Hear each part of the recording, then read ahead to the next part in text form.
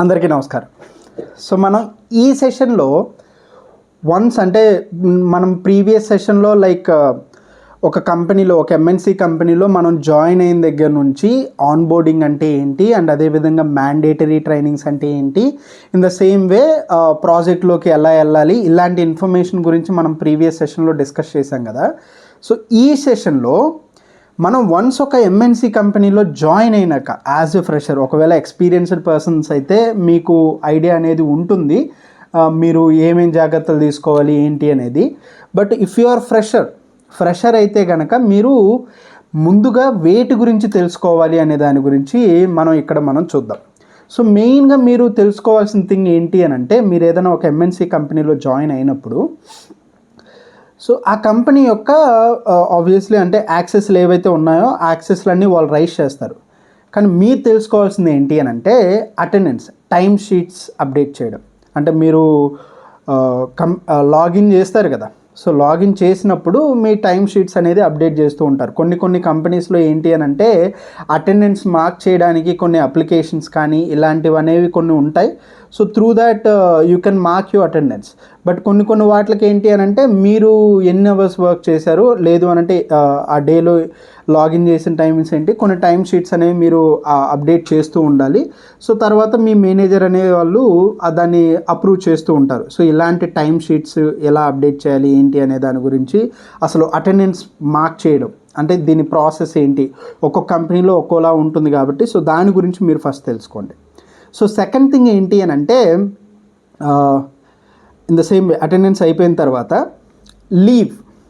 Leave management గురించి మీరు తెలుసుకోండి. లీవ్ మేనేజ్మెంట్ అని అంటే ప్రతి కంపెనీలో కూడా క్యాజువల్ లీవ్ కానీ, సిక్ లీవ్, అన్యువల్ లీవ్స్, ఇంకా there are so many type of leaves అనేవి ప్రతి కంపెనీలో కూడా కామన్గా ఉంటాయి. సో బట్ ఈ లీవ్స్ అనేవి మనకి ఎన్ని మంత్స్కి యాడ్ అవుతూ ఉంటుంది, మంత్లీ వైజ్ మనకి యాడ్ ఉంటుందా, లేదు అని అంటే ఎవ్రీ 3 monthsకి ఒకసారి యాడ్ అవుతూ ఉంటుందా, ఎవ్రీ 6 monthsకి మనకి యాడ్ అవుతూ ఉంటాయా, ఒకవేళ అంటే ప్రతి కంపెనీలో కూడా అన్యువల్ లీవ్స్ అని కొన్ని ఉంటాయి. అంటే మనకి sick leave, casual leave, annual leaves అనేవి ఉంటాయి. అండ్ అదేవిధంగా పెటర్నిటీ, మెటర్నిటీ, ఇంకా there are so many leaves ఉంటాయి. కానీ మేజర్గా ఈ 3 casual and sick and annual leave. So casual leave, sick leave obviously ఏ లీవ్ అయినా కూడా కంపెనీయే మనకు ప్రొవైడ్ చేస్తుంది, అందులో ఎలాంటి డౌట్ లేదు.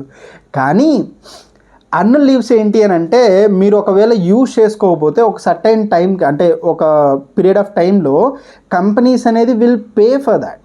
ఆ అన్యువల్ లీవ్స్కి వాళ్ళు పేమెంట్ అనేది ఎన్కాష్మెంట్ ఇస్తారు, క్యాష్ ఎన్కాష్మెంట్. సో అది ఎప్పుడు ఇయర్ ఎండింగ్లోనా, లేదు అని అంటే మీరు ఆ కంపెనీ నుంచి ఎగ్జిట్ అయ్యి వెళ్ళిపోయేటప్పుడా అనేది దాని గురించి ఒకసారి తెలుసుకోండి. And casual leave, sick leave అనేది మీరు యూజ్ చేయకపోతే ఒక సర్టైన్ పీరియడ్ ఆఫ్ టైంలో అంటే ఇయర్ ఎండింగ్లో కానీ ఇలాంటి సినారీలో ఉంటే అవి ఎగిరిపోతాయి అన్నమాట. సో ఖచ్చితంగా make sure you should be manage all things, అంటే ఆఫీస్ టైంని అండ్ అదేవిధంగా మీ పర్సనల్ లైఫ్ని కూడా మేనేజ్ చేసుకోవాలి. కాబట్టి so even sick leave or casual leave ఇవి కూడా యూజ్ చేసుకోండి. ఒకవేళ ఇవి యూజ్ చేసుకోకపోతే ఎగిరిపోతే ఇవి క్యారీ ఫార్వర్డ్ అవ్వదు. ఓన్లీ అన్యువల్ లీవ్స్ మాత్రమే క్యారీ ఫార్వర్డ్ అవుతుంది. ఈ ఇయర్లో మనం వాడుకోలేదంటే those will carry forward to next year. So ఈ బ్యాలెన్స్ అనేది మీకు మంత్లీ వైజ్ అప్డేట్ అవుతుందా, క్వార్టర్లీ బేసిస్ అప్డేట్ అవుతుందా, ఇలాంటి ఇన్ఫర్మేషన్ అనేది ఫస్ట్ మీరు తెలుసుకోండి. ఓకే. అండ్ ఆల్సో ఇంకా మీరు మేజర్గా తెలుసుకోవాల్సినవి వన్స్ కంపెనీలో జాయిన్ అయినాక ఏంటి అని అంటే మీరు ఏ అప్లికేషన్ యూజ్ చేస్తారు ఫర్ ద వర్క్ పర్పస్ కోసం, అంటే ప్రొడక్షన్ పాయింట్ ఆఫ్ వ్యూలో మీరు ఏ వర్క్ అంటే ఏ అప్లికేషన్ మీరు యూజ్ చేస్తారు. సో ఆబ్వియస్లీ కొన్ని వాటిల్లో అంటే సాఫ్ట్వేర్ పాయింట్ ఆఫ్ వ్యూలో ఏంటి అని అంటే వాళ్ళు ఏదైనా ఒక కోడింగ్ ఇలాంటిది ఏదైనా ఉంది అని అంటే సో ఫస్ట్ క్లయింట్ గురించి తెలుసుకోవాలి, ఎవరికి మీరు సర్వీస్ అనేది ఇస్తున్నారు ఆ క్లయింట్ గురించి మీరు తెలుసుకోవాలి. ఇన్ ద సేమ్ వే మీరు ఏ అప్లికేషన్ యూజ్ చేస్తున్నారు అంటే మీరు చేసే work related, if you are providing any financial services to any other client. So ఇప్పుడు ఆ ఫైనాన్షియల్ సర్వీసెస్ ప్రొవైడ్ చేయడం కోసం మీరు ఏ అప్లికేషన్ యూజ్ చేస్తున్నారా, ఇద్దరు SAP యూజ్ చేస్తున్నారా, ఒరాకిల్ యూజ్ చేస్తున్నారా, ఇలాంటి వాటిని మీరు ఇంటర్వ్యూలోనే మీ హెచ్ఆర్ని మీరు అడగొచ్చు. బట్ స్టిల్ కొన్ని సినారియోలు మిమ్మల్ని హైర్ చేసుకున్నాక మీరు అదే ప్రాజెక్ట్కి వెళ్తారని నమ్మకం ఉండదు, మేబీ మారడానికి స్కోప్ అనేది ఉంటుంది. సో అలాంటి సినారియోలో ప్రాజెక్ట్ మారినప్పుడు we don't have any other option కాబట్టి సో మీరు ఇంకో ప్రాజెక్ట్కి వెళ్తే అలాంటి సినారియోలో then you need to check whether which application they are using. Okay. ఎందుకు అని అంటే ఇప్పుడు if you have experience in SAP and if you don't know about ఒరాకిల్లో ప్రాసెస్ కూడా మీకు తెలియకపోతే, బట్ మీరు ఏదైతే మీరు ప్రాజెక్ట్లో జాయిన్ అయ్యారో ఆ project they are using Oracle software అనుకుందాం, అప్పుడు బెబ్బే రైట్. సో అందుకోసం అని చెప్పి you should ask which application they are using for the services purpose. So Oracle అనుకోండి, అప్పుడు మీరు వెయిట్ గురించి మీరు తెలుసుకోవాలి అంటే ఏంటి అనేది మీకు ఒక ఐడియా వస్తుంది కదా, then you can browse it. At least మనకు బ్రౌజ్ చేసే ఆప్షన్ అనేది ఉంటుంది.